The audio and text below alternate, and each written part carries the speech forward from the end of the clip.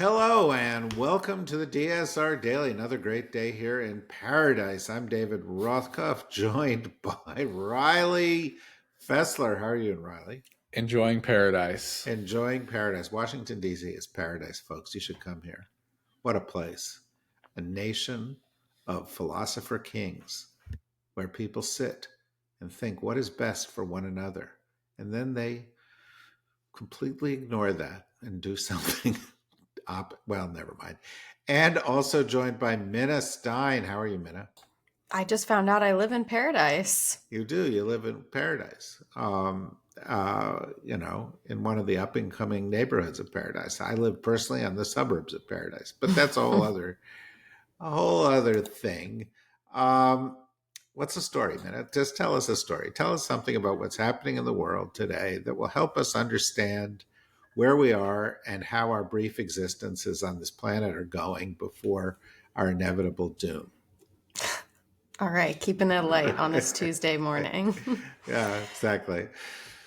A federal judge in California blocked the Trump administration from using the Alien Enemies Act to deport Venezuelan migrants in the Los Angeles area, citing a lack of due process protections. The ruling, part of a broader legal challenge across several states, comes after a Venezuelan asylum seeker claimed he was detained unfairly based on tattoos and without proper notice. While the judge did not find the administration's use of the 1798 law itself illegal, he emphasized that individuals must be given a fair opportunity to challenge their deportation, an issue the Supreme Court may soon have to resolve. Oh, due process. Interesting. Look, we'll hear what the Supreme Court has to say in just a matter of a couple of weeks. And what we'll be watching for is, do they still believe in due process or just due process for some of us? Do they believe in citizenship for anybody who's born here? Or do they not actually believe in those words that are written in the Constitution? And do they believe in whether district courts have the ability to issue nationwide injunctions? Or are we going to become a nation of different laws, different standards, different rules as, courts work things out among themselves? So, you could imagine on things like birthright citizenship, court, processes where some parts of the country you were a citizen and other parts of the country you weren't a citizen. So that's complicated and confusing and inconsistent with, all precedent. But this Supreme Court doesn't actually follow precedent, that doesn't follow the law, and could end up making our society, completely dysfunctional. And if you don't believe it, I just direct your attention back about a year. We're coming up on the anniversary to the Trump immunity decision, which has no basis in the Constitution and has led us to where we are now, where there is a kind of wannabe dictator, using the law as he wants to. I noticed yesterday that there was a piece in the New York Times interviewing some dude who is like a big thinker for the right wing, Curtis Yarvin. And Curtis Yarvin, when asked about, if you want to give all the power to the president, what keeps, a bad guy from taking over like Hitler or Stalin? And he said, well, we have to give all the power to the president and then just hope it works out. I would argue that it's not working out so great even now. But this is the kind of elevated political philosophy that is prevailing in some corners of the White House. Riley, are you a big Curtis Yarvin fan? I mean, The biggest. Do you have all his albums? Mm-hmm. I get, yeah, exactly. All right, he's just shrugging it off. Okay, he's not going to play. Okay, fine, don't play. Just tell us a story and we'll go ahead. If you're in some grim mood just because a descent into democracy wasn't on your dance card for today. Into dictatorship. Sorry, go on. Well, an international story that will raise our spirits. Yeah. Liberal Yeah. candidate Lee Jae-myung is projected to win South Korea's snap presidential election, according to exit polls by major broadcasters. The election was triggered by the impeachment and removal of former President Yoon Suk-yeol following a brief imposition of martial law. Voter turnout was high, with 78% of eligible voters casting ballots amid political turmoil and public frustration. If confirmed, Lee's presidency will begin immediately, confronting deep societal divisions and economic challenges. Yeah, but okay, fine. They have challenges, and who knows whether this guy will do well or not. But let me just stop us here and sort of say, remember when you were growing up and you thought, well, America's got the best system in the world, and every other country envies us? Um, that's just not true anymore. And this is a good example of it, because they had a corrupt president. They immediately kicked him out of office. They immediately held the guy accountable. And then they immediately began the business of fixing the problem. Furthermore, 78% of the people of Korea voted. You know what would happen if 78% of the American people voted in the last election? Kamala Harris would be the president. We'd still be a democracy. Our country would be better off. But half of American voters just don't give a shit. And you think, well, those guys, and maybe make a ball up your fist and shake your fist at them as they drive by in their Jeep Wranglers, because they all drive Jeep Wranglers and pickup trucks for some reason. But in any event, as they drive by, you curse them. But think about the bigger picture. We're losing all the things that we once said made us different and great. Respect for the rule of law, our institutions, being a democracy, attracting the world's smartest people to our universities, being the world's leader in science and technology, embracing innovation wherever we found it, eschewing corruption, passing laws that would make our society fairer than other societies. All that's out the window, folks. If you think America is some special society that's just doing it better, um, it's just not true anymore. European countries, Japan, Australia, New Zealand, Canada, Korea to some extent, other countries, they're running better societies than we are. You'd rather be in those. If you got sick, you'd rather be in a society that provided you with healthcare. And if you think, oh, well, China, those commies, they can't possibly innovate. All they can do is steal and have their central government give them unfair advantages. All I would say is go to China, folks. I had a meeting with somebody yesterday about this. I'm writing about this today in our Substack. Nobody I know who goes to China thinks we are the innovation leader. Nobody. Because what they are doing with technology, how their society has pulled up new companies, how they are gaining by leaps and bounds, how their schools are gaining, has been just remarkable. If you think the Trump administration turning away Chinese students so they have to study at home is going to help them or us, it's not even a question. We are strengthening them every single day. And so that's where we are. American exceptionalism, which used to be our way of saying we're better, is currently viewed by the world as our impediment, the reason that we are struggling, and the reason that we may not be the world's strongest, most powerful nation for much longer if we are currently able to claim that title at all. So, feeling better about living in paradise, Minna? Some doubts are creeping in, aren't there?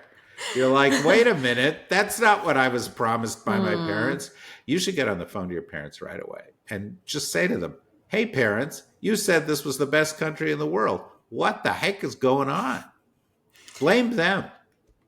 To be fair, I just learned that I was living in paradise like 15 minutes ago. So Oh, that was I a see. really quick fall. Oh, I see. I see. So you're aware of our decline as a nation. I suspected it, but now it's been confirmed. I see. Riley, growing up in Ohio, you must have thought we were living in paradise, right? I mean, right? Ohio is paradise. Ohio So is yeah. paradise. Oh my God. That's really, take your medication. Okay, Minna, go ahead. Republican Colorado Representative Gabe Evans criticized Colorado's sanctuary state policies following a recent attack in Boulder, linking them to failures in law enforcement information sharing. He argued that state laws preventing local authorities from cooperating with federal immigration officials may have contributed to the suspect, Mohammed Solomon, who allegedly overstayed 2 visas, avoiding detection. Colorado laws signed by Governor Jared Polis limit cooperation with ICE and bar sharing personal information with federal immigration authorities, sparking renewed debate over immigration policies in the wake of the incident. Yeah, these are the same people who, if you were speaking about a shooting a day later, would say, "Don't politicize the shooting until we know all the facts." Don't, you know?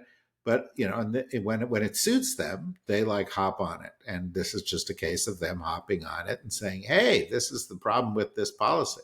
Obviously, this guy was, you know, damaged, and obviously, what happened is terrible.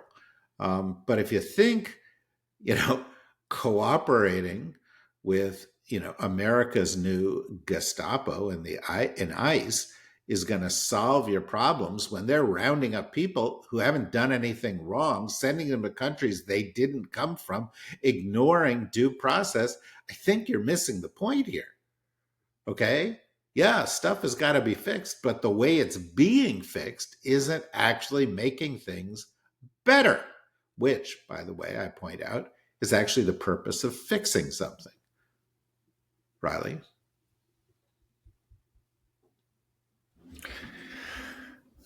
A federal trial has begun in Denver for MyPillow CEO Mike Lindell, who is accused of defaming Eric Coomer, a former Dominion Voting Systems employee, by falsely alleging he helped rig the 2020 U.S. election.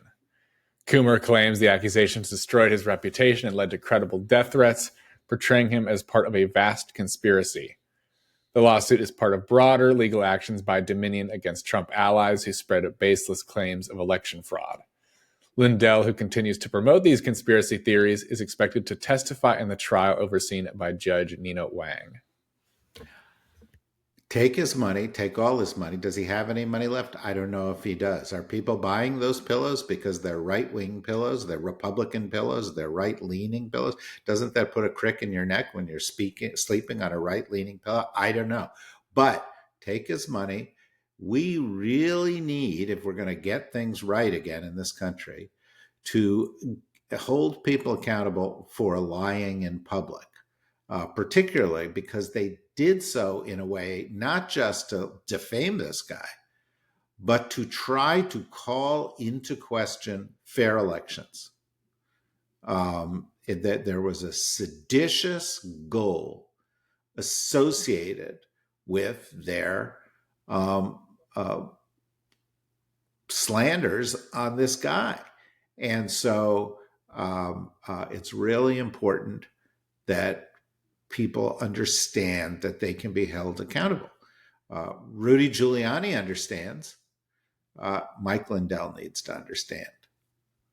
By the way, folks in Colorado, don't you appreciate our focus on Colorado news today?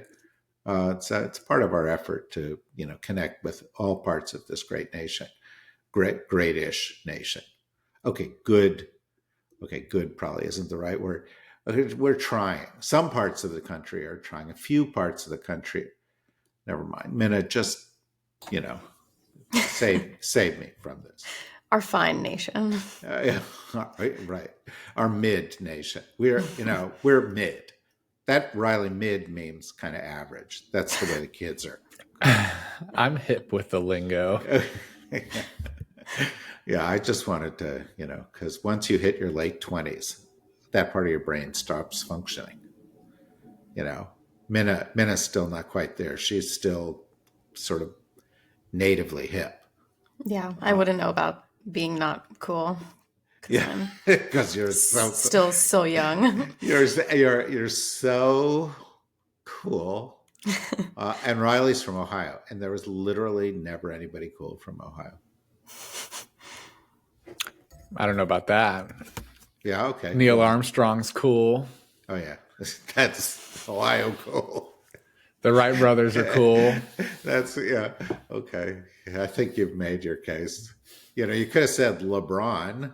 LeBron's LeBron's also cool. cool. Halle Berry, she's kind of cool in a certain kind of a way. Martin Sheen's cool. Martin, yeah, okay. Martin Sheen is cool. Um, uh, but you haven't mentioned anybody like particularly. I mean, isn't like John Cougar Mellencamp from Ohio? I I have don't know. no He's idea. from Indiana. Oh, he's from Indiana. Hmm. And what is the difference? Is Indiana separate from Ohio? Yeah, it's worse. Yes. It's worse. Indiana is the reason people in Ohio feel good about themselves. They say, "Well, it could have been Indiana." Exactly. Yeah, exactly. But on the other hand, it could have been Pennsylvania, which is actually, better, right?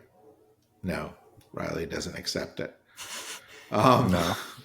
Okay, Minna can't speak on this because she's from Florida, and nobody thinks Florida is better.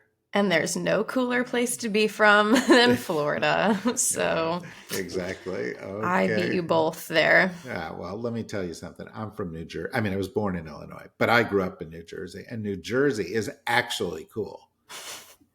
No? Okay. Is there any place cool in the United States that isn't like Manhattan? No, there isn't really. It's all New York City. Anyway, go on. Apparently DC, which is paradise. Yeah, well, that's a good point. That's a really good point. Do you have a story here? Or are we just going to banter mindlessly? Yes. Yes, our last story for today. Oh, what a relief. I'm sure everybody at home is like, oh boy. hope they like get to some point here. Yes, go on. Representative Gerald Nadler is calling for a congressional investigation after a Department of Homeland Security officer handcuffed one of his aides in his Manhattan office on May 28th, allegedly without a warrant. The incident followed the Department of Homeland Security agents detaining migrants outside of a courtroom in the same building. Nadler says the officers forced their way into his office after staff invited immigrant rights observers inside. The Department of Homeland Security claims the officers were conducting a safety check due to reports of protesters, but Nadler called the actions aggressive and unacceptable, emphasizing the constitutional separation between Congress and the executive branch. Yeah, well, he's right. But, where is everybody else in Congress standing up about this? Where are people protesting? How many acts of overt fascism have to take place in the United States before people say, we really ought to stand up against this? It'll be interesting to see what happens. It's now June 3rd. Is it June 3rd? Yeah, it's June 3rd. And so that means in 11 days, we're going to have, here in Paradise, we're going to have the big Trump birthday parade. And there are supposedly, a bunch of these No Kings protests across the country on that day. I hope there are a bunch of them in Washington, even though that'll be a little tense, because I think it's real important to send a message that enough's enough. We're not going to put up with this. We're going to resist. And I found, Nadler's comments to be met, which is what, the kids say. Met? No, they don't. The older folks like me say met. And it just, it's like you don't fight overt thuggery. You don't fight overt authoritarianism with strongly worded press releases. I think we, 5 months into this hideous experiment, I think we can all concur, all agree that a strongly worded press release is not going to save American democracy. So step it up, folks. Okay? It's a Tuesday. Here in Paradise, it's a sunny June day. Wherever you are, though, regardless of the weather, figure out how to do something. Donate $1 to somebody. volunteer your time for something. Sign up for one of these protests. If you see somebody being dragged off by, Tom Homan's thugs, video it, resist it, push back, okay? Make it clear that we as a society are not going to accept people stripping away our fundamental rights. It's a big deal. It's worth taking time out on your way to the cleaners or whatever you were doing before then.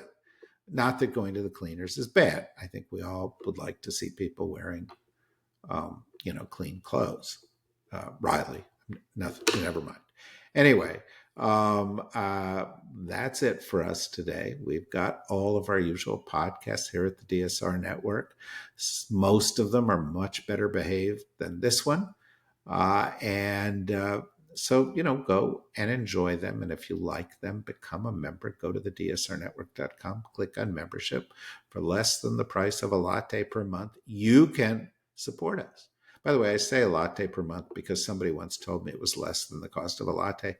I've never had a latte. I've never had a cup of coffee. I don't even know what a latte costs. How much does a latte cost, Minna? Like $8. $8. Have you ever had a latte? Mm-hmm.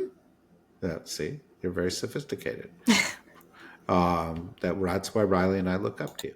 All right. Well, just for, that's not a lot to pay for getting all sorts of great podcasts of people who are giving you good advice, not just me, but all of our experts on how to deal with these interesting times in which we live.